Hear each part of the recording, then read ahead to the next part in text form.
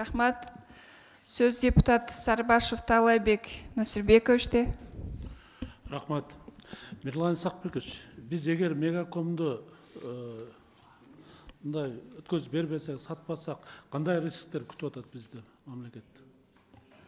Орчунду деле олуттуу рискти көргөн жокмун. Ошол компания иштей берет, пайда алып келе берет, жумушчу орун камсыз боло берет. Келечекте может азыр конкуренция бар да. Мүмкүн. Мегаком кийин бир тыйынга аланбай калышы мүмкүн. Ошондой коркунучтар барбы деген. Туура, жана компания жаңы заман, жаңы эртең дагы эмнелер чыгып кетиши мүмкүн. Туура, мына WhatsApp бекер бүгүн башка Wi-Fi'лар иштеп атат дегенде, может эртең коркунуч бардыр. Мегаком может бир тыйынга баланбай калышы мүмкүн. Ушундай рисктер барбы?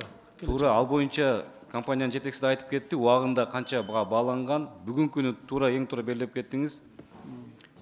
Базар ошондо талап кылып атат. Уюлдук кызмат көрсөтүү. Кимде интернет күчтүү болгон болсо, ошол келечек ошонуку. Ошонуку. Ал эми мына бир сим карта менен биз Американ сим картасы менен дагы ар кандай методдор менен сүйлөшүп атабыз. Мындай айтканда, уюлдук компаниялардагы азыркы атаандаштыктарда мындай акыбалдары өтө эле жакшы эмес. Ошондуктан бир жагынан туура аналитиканы кылып туруп, азыр баасы бар учурунда алып чыгып бир чечим кабыл алганыбыз дагы туура деп ойлойм. Мен ошону билип алгым келип атат да. Мисалы, мына мурун домашний телефон дегендер бар эле, туурабы? Бүгүнкү күндө азыр рабочий катары эле пайдаланып калбасак, мына иштебей калды. Ушундай рисктер барбы деген тактап алайын деп атам да. Бирок эми баягы айткандай, бүгүнкү күндө эми мына 1,5 миллиардка жакын бюджетке пайда алып келип атса, менимче баягындай пайда алып келип аткан ишкананы азырынча эми бюджетибиз тартыш болуп атканда, может кармап турабызбы деген да мындай ойлор да, ой пайда болот да. Эми азыр сатат, кетип атат дегенде эле элде, коомчулукта башкача түшүнүк болот да. Тем более ушундай пайда алып келип аткан ишканаларды мындай этият мамиле кылсак деген ойдо да. Оюңузда. Анан экинчи суроом, мына Манас эл аралык аэропорт боюнча ким жооп берет? Ушул кандай болуп атат? Кандай оюңар бар?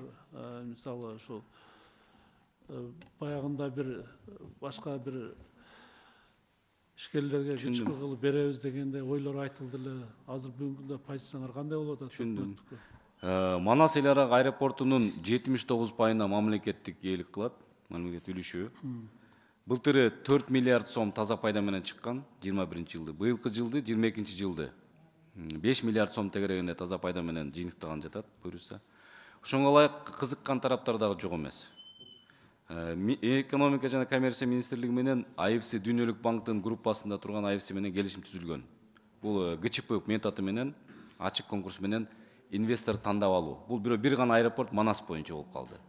Азыр эки аэропортту бирдей модернизация кылуу үчүн сунуштап жаткан тараптар да жок эмес. Ошол Туркия мамлекети, араб мамлекеттери, акционердик коом катары, министр кабинети ар бир келген сунуштарды карап, Кыргызстандын кызыкчылыгына туура келген сунуштар болсо, аны сөзсүз карап ишке ашырууга даяр аракетин кылып жатат. Бүгүн маселе ачык, конкреттүү бир компания менен келишим же башка түзүлгөн жок.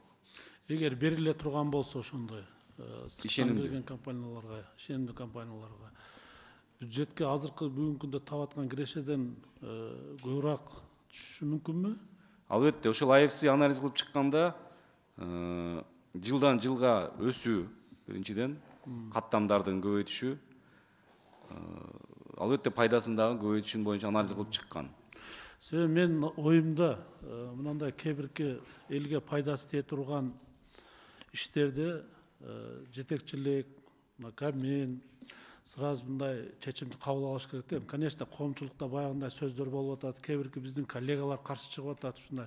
Бирок элге пайдасы тие турган иштерди, мамлекетке пайда алып келген иштерди мындай чечим кабыл алыш керек да, коркпой эле. Себеби мына бүгүнкү күндө канча деген биздин жарандарыбыз башка чет мамлекетке учушчу, мына чек араны аттап өтүп барып, тем более коңшу мамлекеттерге барып учуп атат да, кыйналып атат, эл кыйналып атат, туурабы? Мына азыр туризм бизге келген кандай через башка мамлекеттер аркылуу келип атышат. Ошол нерселерди менин оюм мындай сразу чечимдерди кабыл алыш керек да, коркпостон бериш керек. Берет, пайда алып келе турган, элге пайдасы тие турган иштерди мындай чечимди тезирээк кабыл алыш керек. Созбош керек да, созгон сайын элде күмөн пайда боло берет да. Мен Манас аэропорту боюнча оюм айтып атам. Бул менин жеке оюм да. Туура, Талайбек Насырбекович, туура айтасыз, мындай маселелер боюнча ыкчам атайын межбет комиссияларда түзүлгөн аракеттер болуп жатат, сүйлөшүүлөр жүрүп атат. ийгилик каалайм. Рахмат. Рахмат, урматтуу депутаттар. Мына 6-га 25 мүнөт калыптыр. Азыр дагы биздин 2 депутатыбыз калыптыр жазылган. Мен суранып кетет элем, суроолорду кыскараак берсеңер, жооп бергенден кыска бергиңиздер. Анан ондон кийин дагы 4 маселеси бар экен. Көбү 6-та жумуштарыбыз бар дейт, убактыбызды узартпайбыз деп атат. Ошондуктан болушунча карап берели. Андан кийинки сөз депутат Масабиров Талайбек Айтматовичке берилет. Рахмат. Жакшы жарды депутаттар айтып кетти өздөрүнүн ойлорун. Миран Исакбекович, мердем Кыргыз Республикасынын урматтуу президенттин жарлыгы мамлекет үлүш катышкан чарбакер коомдорду башкаруу системасын реформалоо маселелери жөнүндө Бишкек шаары 2022 жыл 1-майында биздин урматтуу президент Кыргыз Республикасынын президенти Садыр Нуркожо Жапаров берди. Аманат улуттук холдинг компаниясы ачык акционерлик коому холдинг компаниясы түзсүн деп жазып атат указында. Ушул боюнча бул жакка кире турган биздин кайсы объекттер ошо Аманат улуттук холдингке кирип, уставдык капиталына салым катары берилет деп атат. Туурабы? Бул президенттин жарлыгы боюнча. Ошондо канча объекттер берилет бул эмеге? Урматтуу депутаттар, тиркеме да сиздерге таркатылган. Экинчи тиркеме боюнча Айыл банк, РСК банк, Кыргыз Алтын, мамлекеттик ипотека компания, камсыздандыруу компаниясы, Шумкар, Хайдаркен, Кызылкыя, Кыргыз нефтегаз, Манас эл аралык аэропорту, Бишкек. Рахмат, түшүндүк.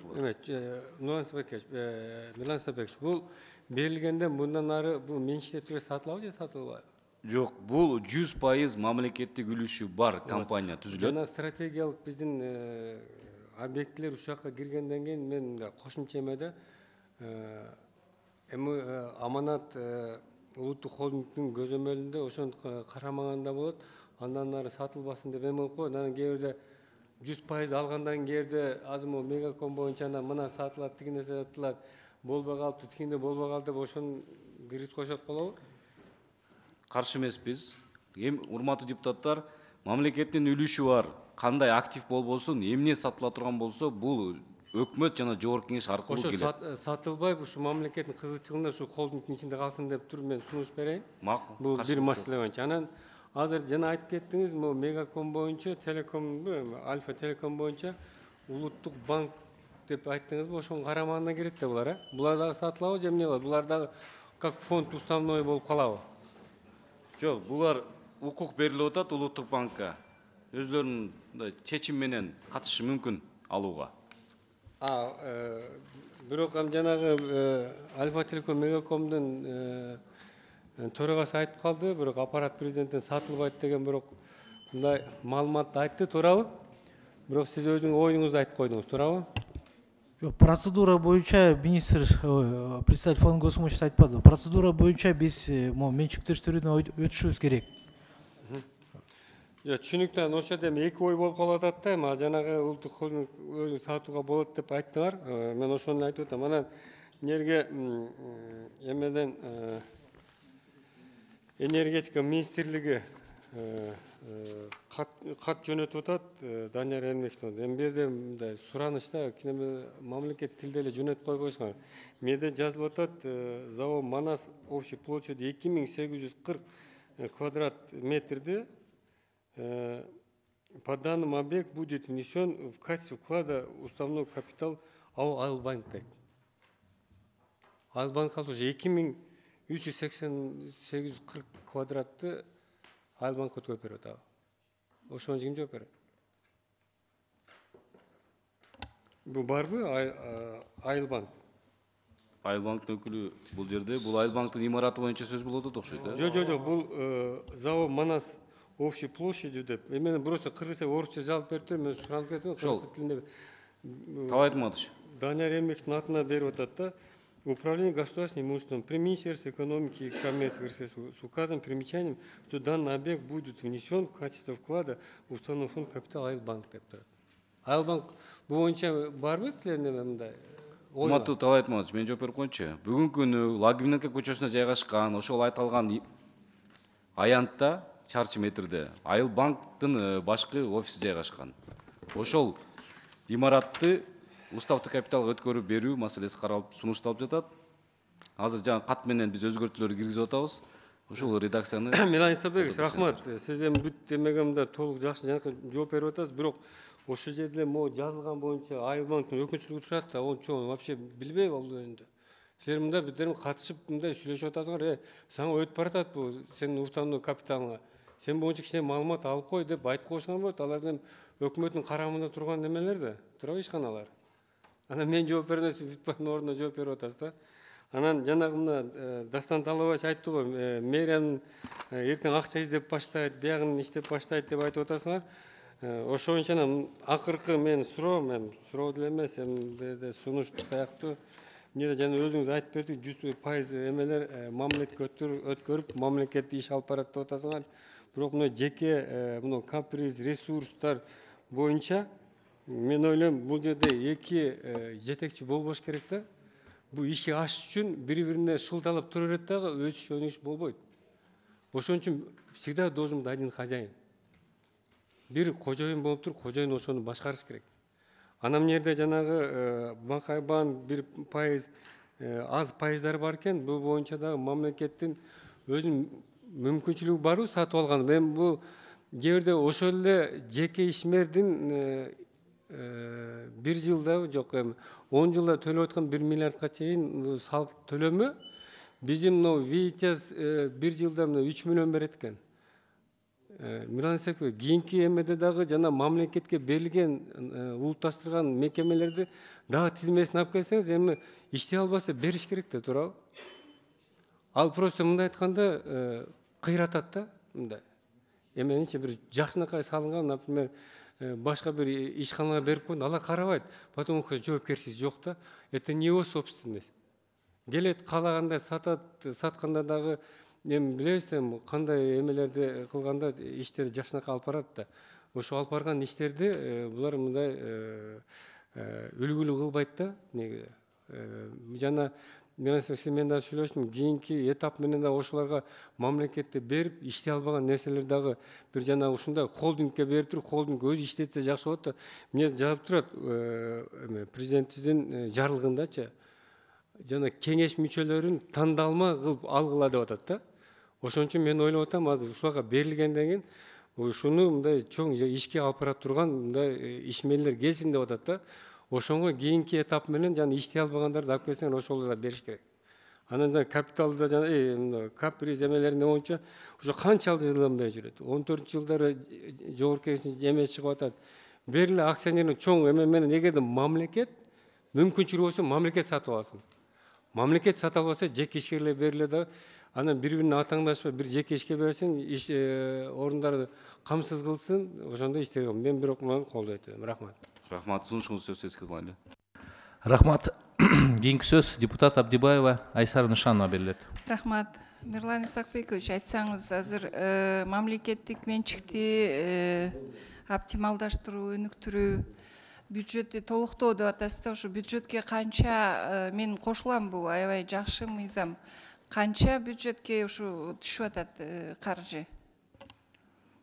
Урматтуу депутаттар, Айсара Нышанова, былтыркы жылы 6 миллиард 800 миллион сом бюджетке түшүргөнбүз. Бул дивиденд, ижарадан жана пайданын эсебинен. Ал эми менчиктештирүүдөн 17 миллиард пландалып жатат быйылкы жылга. 17 миллиард. Быйылкы жылга. Эми азыр айтып атасыз да, мына кыргыз индустрияга өтүп туруп, анан ошо жерден бул объектилер ортомчу компаниялар менен сатыла бербейби? Же ар бир мына алып келген 30 объектилер, чоң объектилер да. Муну ар бирин бирден карай турганда, эгерде сиз ошо ар бир компанияны кийин эми сатылып кетсе, кайра келип ушу жерден карайбызбы, же кыргыз индустрия менен эле ортомчу компания менен аркылуу сатылып кетеби? Жок, урматтуу депутаттар, 0,01% акция сатыла турган болсо дагы жогорку кеңеш аркылуу өтөт. Биринчиден сатылбайт бул аманатка баргандан кийин. Экинчиден кайра менчиктештирүү программасы менен келет. Рахмат, түшүнүктүү. Керемет банк боюнча бир тактоочу суроо. Нацбанктын өзүнүн 4 миллиард убыткасы бар, Керемет банкта менин билишимче. Баа боюнча 2021 жылы баа боюнча ошондой. Эми ошону өзүңөр алып калайлы деп өзүңөргө кайра алып атасыздар да, туурабы? Жок, ал азыр бизде да, эме 90-дон ашык процент акция бизде. Анда өзүңөр ошо убуткаңарды тагда эме толуктап алат экенсиздер да, туурабы? Ошондой да. Эми жана МСФО боюнча консолидированный отчетность чыгат, аякта көрсөтүлгөн ал. Ошол акча чыгабы? Ошо 4 миллиардтан ашык. Ошо чыкты, консолидированный отчет, жана дочерний компания менен чогуу отчет чыгарган, ошол жакта көрсөтүлгөн ошо убыткалар. Хорошо, рахмат. Рахмат, урматтуу депутаттар. Суроого жазылгандар баары суроо берип бүтүштү. Анда комитет чечимине өтсөк. Кечирим сурайм. Биз Министрлик экономика коммерция тарабынан кат жүзүндө сунуш келген сизге, сиздин атыңызга. Ошолдо редакциялык сунуштарды эске алуу менен кабыл алып берсеңиздер деген сураныч. Рахмат. Рахмат.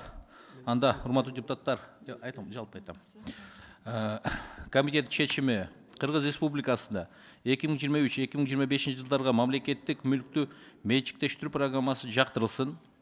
Улутташтырылган объекттерди натыйжалуу башкаруу жана тескөө боюнча программа бекитүү жөнүндө Кыргыз Республикасынын Жогорку Кеңешинин 2011 жылдын 8-июлдагы номер 941/5 токтомуна сунушталып жаткан өзгөртүүлөргө макулдук берилсин жана Кыргыз Республикасынын Жогорку Кеңешинин кароосуна киргизилсин. Айтылган сунуштарды жана сиздердин жазуу түрүндө келген сунуштарды эске алуу менен. Урматтуу депутаттар, комитет чечимине дош берип коюңуздар.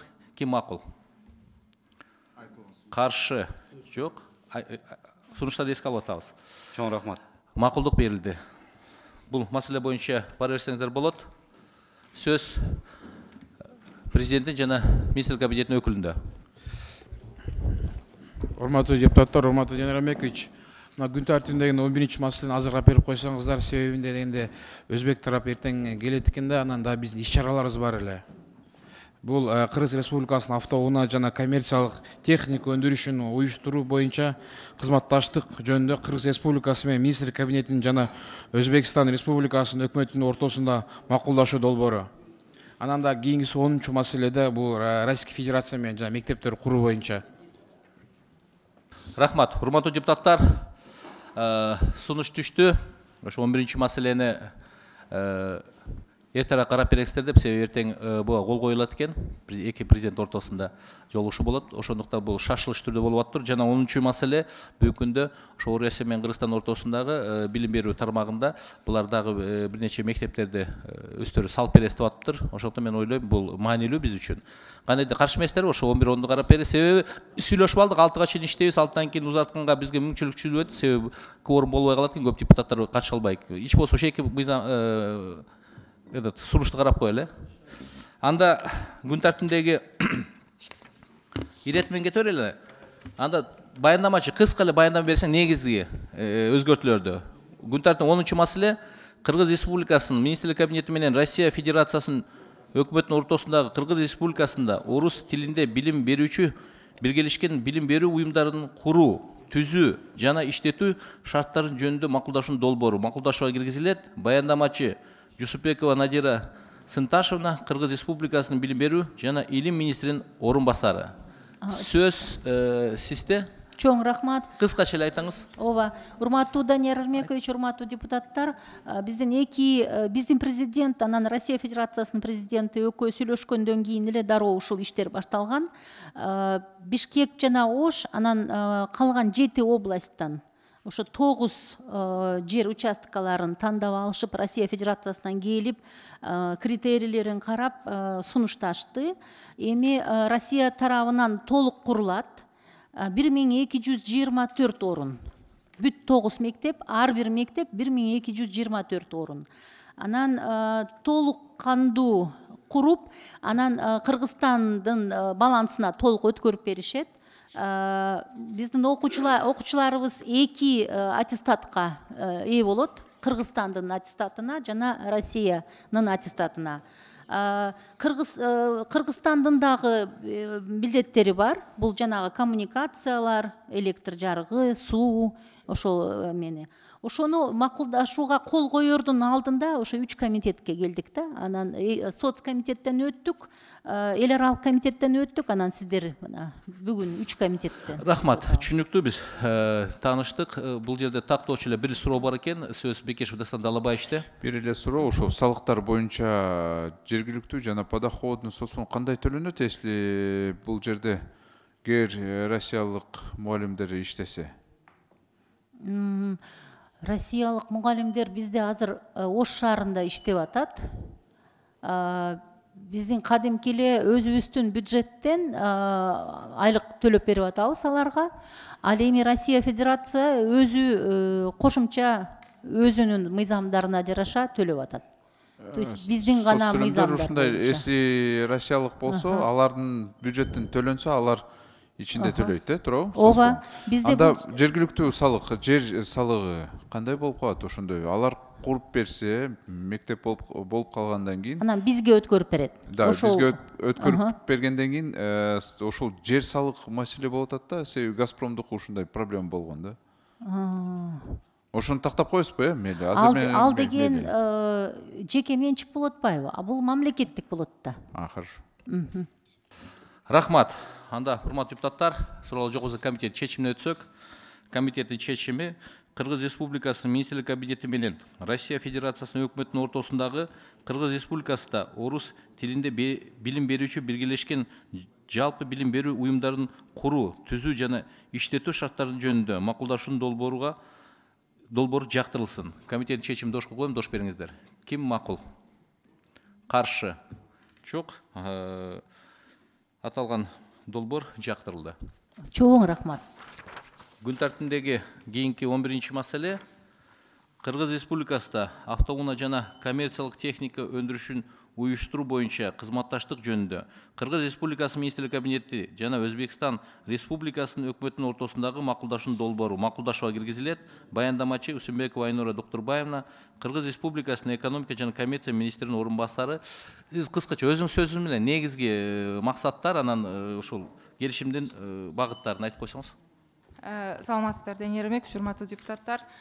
Жогоруда белгилегендей, Кыргыз Республикасынын аймагында автоунаа өндүрүүчү заводу курулмакчы. Бул завод 3 этапта жүргүзүлөт. Биринчи, үчүнчү 3 жылда жалпысынан 10 000 автоунаа жана коммерциялык техника чыгарылат, жана 500 жаңы жумушчу орун түзүлүп, локалдаштыруу деңгээли 5-10% түзөт. Экинчи этапта 4-5 жылдын ичинде 20 000 автоунаа жана коммерциялык техника чыгарылат.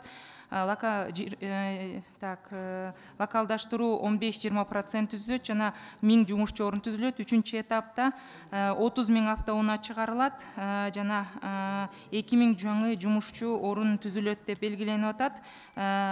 Бул жакта автоунаа каражаттарын чогултуу боюнча завод Чүй облусунун Москва районунун Ак суу аймагында жайгашкан. Биз макулдашуунун алкагында биз тараптан негизгиси бул жана комплектөөчү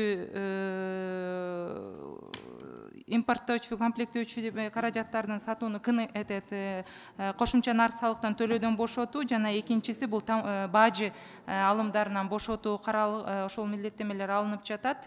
Бул макулдашуу Кыргыз Республикасынын, Өзбекстан Республикасынын президенти Мирзиёев Шавкат Мирамоновичтин мамлекеттик иш сапары эртең бүрсүн башталган атат. Ошонун алкагында кол коюлмакчы. Дагы бүгүнкү күндө макулдашууга келип жатабыз, ал эми ратификацияга дагы келебиз. Колдоп берүүңүздөрдү суранабыз. Рахмат. Суроолор барбы, депутаттар? Сөз депутат Ражыбалиевде. Да, бирет саламатсыздарбы. Менде бир маселе бар да, мына бул завод курулса качан иштей баштайт? Бул завод курулса 120 күндүн ичинде жана преференцияларды биз беришибиз керек. Анан 180 күндүн ичинде завод өзү курулуп ишке кириш керек. Бирок 3 тараптуу Нур ДТ Техник жана Нур автозаводдору биз тараптан, Өзбекстан тараптан Узавтосанат үчөө биргеликте бүгүнкү күндө комплектөөчү чыгарышат экен. 5 жылдан бери чогуу иштеп жатышыптыр. Уже бүгүнкү потенциал менен чогултуп башташат. Бирок 180 күндүн ичинде завод курулуп, уже комплектөөчү башташ керек. Биз жарым жылда деп атабыз да. Бирок мына келишимде 4-беренеде Z деген пункта повышение размера сбора при первичной регистрации импортных автотранспортных средств с 1 января 2023 года деп коюпсуздар да. Бул эми канчалаган биздин жарандарыбыз ушу менен тирикчилик кылышат да. А биз бул жактан машинаны чыгарбай туруп 6 ай мурун берак эле. Менин оюмча 1 жылга созулуп кетеби эми. Азыртан эле ушу регистрациянын баасын көтөргөнүбүз туура эмес го дейм. Биз 24-жылдын 1 январь деп койсок болбойбу ушуну? Бул мындай болгондо кандай деп айтсам, уже бизде көтөрүлгөн каралган, ошондуктан 23 деп жаздык да биз. Сизге өзүнчө жакшылап түшүндүрүп берип кетеличи муну. Микрофондон эмес. Уруксат бериңизчи, мамлекет кызыкчылык. Өзүнчө келип түшүндүрүп берем. Түшүндүрүп берем азыр. Сеткадан сырткары көтөрүлүүгө тиеш эмес берди. Макуланды. Рахмат. Кийинки тактоочу сөз депутат Бекешев Дасан Далабачке берилет. А можете ответить, вот у нас, смотрите, только будут вот регистрационный сбор увеличен, да? В отношении всех других же машин, помимо этого завода? Мы с 1 января 2023 указали, об этом мы можем с вами более детально обсудить. Не, с 1 января будет или будет попозже это? На сегодня уже увеличен. Увеличили? Сильно увеличили? Это Кыргызстана здесь есть. Но это не связано с насколько увеличили? Этим производством. Насколько увеличили? Это вообще не связано. Я понял. Насколько увеличили? На 15-20%. Как? На 15-20% увеличили. Увеличили регистрационный сбор? Да, первично. Ну вот вы смотрите, а теперь что? А если машины эти покупаться не будут? Это же Chevrolet, Daiwa, да, вот эти машины получается? Да. Ачык эле айтпайсыңар. Эч ким албаса эмне кыласыңар ушунда? Жок, бул жерде биринчиден азыр 15-20% көтөрүлгөн. Жок, машиналарды эч ким албаса, ушул завод курулгандан кийин машиналарды сатат да. Эч ким албаса кантип анда милдет катары кыласыңар же? Машинаны эч ким албайт деп айта албайбыз, анткени точно ушундай эле завод Казакстан Республикасында 2016 жыл башталган. Алар бүгүнкү күндө дээрлик биздей эле. Айнураим, вы знаете же, да, почему алардыкы завод эмнеге иштеп баштады? Импорттун пошлина өтө чоң. Башка машинаны киргизем десең, киргизе албайсың. Өтө кымбат болуп калат. Бизде и так эле мына 85% машиналар эски болуп атат. 85%. Биз азыр заводду куруп, эч ким ошол машиналарды ала албай, же албаса, мисалы, анда эмне кылабыз? Что, мы тоже пойдем по пути повышения таможенных пошлин? Нет. Ну а как вы будете заставлять? Вот, скажем, не получилось оно рентабельным. Вы же знаете, что за эти технологии тоже платить надо будет. За то, что мы будем здесь сборку делать, мы должны будем тоже платежи осуществлять, иностранные компании. Кто ответит? Добрый день, уважаемый депутат. Досматов Фархад, ДТ-техник. Касательно машин, которые реализуются, планируем реализовать и собирать здесь, в Кыргызстане, они сейчас уже по году реализуются порядка несколько сотен. То есть около 200 автомобилей они реализуются. Извините, вы с какой компании? ДТ-техник. ДТ-техник. Вот да. Как раз один из участников. Это ваши машины, да, вы говорите, реализуются? Или на вашей базе будет завод открываться? На нашей базе будет открываться завод. Это где? Это в Московском районе, село Аксу. Какие марки машин вы планируете выпускать? На начальном этапе мы планируем выпускать марки Chevrolet и коммерческая техника Isuzu. Isuzu. Да. А вот стоимость какая будет их? Стоимость автомобиля будет варьироваться от 13 тысяч долларов легковые. А грузовые будут варьироваться где-то от 28 тысяч долларов и выше. А вы просчитывали, если не будут покупать, вот как вы будете в этом случае? Дастан Далабаевич, на сегодняшний день по году продается 200 машин.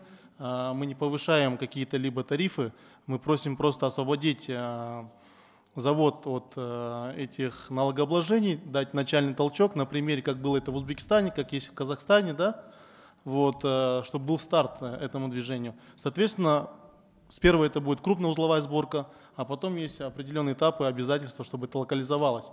Когда будет процесс локализации... А вот это СКД вы будете с Узбекистана все завозить, получается, крупноузловая сборка будет завозиться с Узбекистана, но когда мы будем переходить на момент СКД, то есть вокруг этого завода, сборщика, который мы планируем сделать, будет обрастать локальные поставщики деталей. На примере, как мы можем устанавливать стекла с завода Токмакского, это Интерглаз, да? То есть кто-то может нам делать обшивки, кто-то предложит нам какие-то отдельные пластмассовые детали. При прохождении определенных сертификатов этих деталей, они будут там устанавливаться. Это, конечно, хорошо. А почему? Зачем вам это вот соглашение? Вы же можете так с компанией связаться и работать непосредственно. Ну, не знаю, для чего. Знаете, Дастан Далабаевич, без поддержки государства это невозможно. Просто это, чтобы не повлияло на наших граждан. Ну, вы же знаете, навязывать потребителям. Касательно ГРС, я хотел сказать, что это узбекская сторона предлагала совсем другие тарифы, да, они говорят, что нужно поднять намного больше, но наш Минэконом на это не пошел. Увеличения были, я так понимаю, плановые. Я просто это не касается Все, проекта. Я понял. Я последнее завершу. В 2017 году Узбекистан нам предлагал этот проект, и Министерство экономики, если покопаться в документах, вы поймете, мы в 2017 году отказывались от этого проекта, от заключения такого соглашения.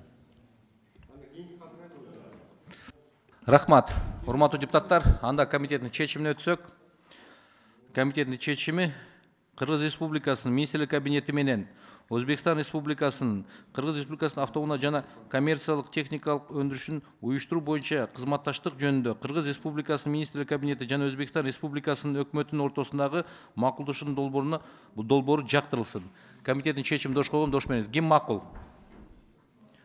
Ким каршы? Жоқ. Көпчүлүк дош менен жактырылды. Бул маселе боюнча келгендер бар берсеңиздер болот. Урматтуу депутаттар, саат 6 болуп калыптыр. Күн тартибинде 2 маселе бар. Кандай кылабыз? Узартайлыбы же ушумен кийинки калсыбы? Макул, анда рахмат. Келип активдүү катышып бергениңиз үчүн бүгүн комитеттин жыйыны жабык деп жарыялайбыз.